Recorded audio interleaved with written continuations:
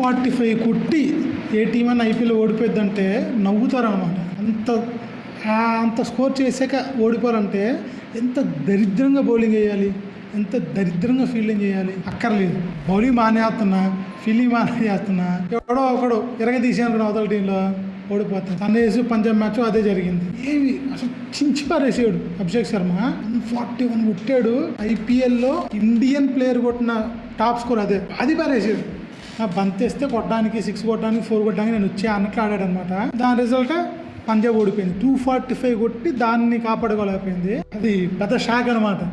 అలాగే కాదు, చూసేవాళ్ళకి కూడా. కోర్స్ అది ఫుల్ బ్యాటింగ్ పిచ్ అందరికీ తెలుసు, ఈజీగా 200 స్కోర్ చేస్తారని తెలుసు. కానీ మ్యాచ్ మహా టైట్ అయింది, కానీ పంజాబే గెలిచిద్ది అంటున్నారు. 245 కొట్టింది కాబట్టి. 245 శ్రేయస్ తీసాడు. పంజాబ్ ఓపెనర్ ఇద్దరు వస్తున్నారు, బాతున్నారు, వెళ్ళిపోతున్నారు అంతే.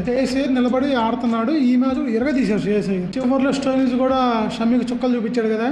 దాంతో 245 కొట్టాను. ఇంకా సన్రైజర్స్ ఆడతారు కానీ ఓడిపోవడం మ్యాచ్ అంటున్నారు అందరూ. అట్లా అన్నది మన క్లాస్ దాకా కూడా పోలే.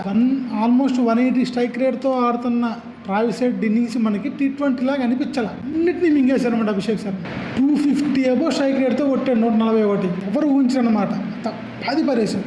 తనకు స్టార్టింగ్ కొంచెం అదృష్టం కలిసి వచ్చింది, కానీ ఆ ఇన్నింగ్స్ మాత్రం మోస్ట్ మెమొరబుల్ ఇన్నింగ్స్లో ఒకటిగా నిలిచిపోయింది అనమాట ఐపీఎల్ ఫ్యాన్స్ అందరికీ. ఇంత బాగా ఆడాడు. దాని గురించి అంత చెప్పిన తక్కువే. అలాంటి ఇన్నింగ్స్ అభిషేక్ శర్మ ఆడేశాక గెలవడం పంజాబ్కి కష్టం. కేసీఆర్ కూడా అదే అన్నాడు, మ్యాచ్ మేము గెలవడం ఇంపార్టెంట్ మాకు తెలుసు, కానీ మ్యాచ్ అభిషేక్ శర్మ మా చేతి నుంచి లాగేసుకున్నాడు అన్నాడు.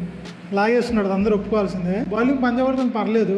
ఫుల్ బ్యాటింగ్ పిచ్ అయినప్పుడు బౌలర్ నుంచి నువ్వేం ఆశించకూడదయ్యా. అంత బ్యాటింగ్ పిచ్ మీద కొంచెం టైట్ బౌలింగ్ వేయాలి, నువ్వు వికెట్ తీయాలంటే కుదరదు. అది ఫుల్ బ్యాటింగ్ పిచ్ అయ్యా, ఎక్కడ కుదురుద్ది. అలాంటి టైంలో అభిషేక్ శర్మ లాంటి ప్లేయర్ ఫామ్లోకి వస్తే పరిస్థితి ఇలా ఉంటుంది అనమాట. 245 చేజ్ చేయడం కూడా నాకు షాక్ ఇవ్వాల. ఇంకా 9 balls మిగిలినగా చేజ్ చేశారు. 245 చేజ్ చేయడానికి టైట్ అయ్యి చిట్టసేపు బాలి 4 6 కొట్టి చేశారంటే ఓకే, మ్యాచ్ మంచి రసవత్తరంగా జరిగింది అనుకోవచ్చు. ఏం లేదు, ఇంకో 9 బంతులు మిగిలినాయంటే 1 side చేశారు.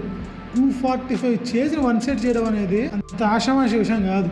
గేల్ లాంటోడు ఎవడో బాధేస్తే, బ్రెండన్ మెక్కల్ అట్లాంటి బాధేస్తే అవుతుంది. వాళ్ళ తర్వాత ఇప్పుడు యంగ్ జనరేషన్ నేను కూడా అట్లాంటి వాడు నేను నేర్పించుకున్నాడు అభిషేక్ శర్మ. నేను దానికి ఫుల్ హ్యాపీ. మీరు అంటున్నారు పంజాబ్ సరిగ్గా ఆడగొడిపోయింది అనుకుంటున్నారా? ఇంకో 20-30 runs చేస్తే గెలిచేదేమో అంటారా? లేదంటే వాళ్ళు మంచి స్కోరే చేశారు, అభిషేక్ శర్మ వాళ్ళు ఓడిచ్చాడంటాడు? కామెంట్ చేసి చెప్పండి. మళ్ళీ ఇంకో మంచి వీడియోతో మేము ముందుకు వస్తాను. అప్పటి వరకు బై బై.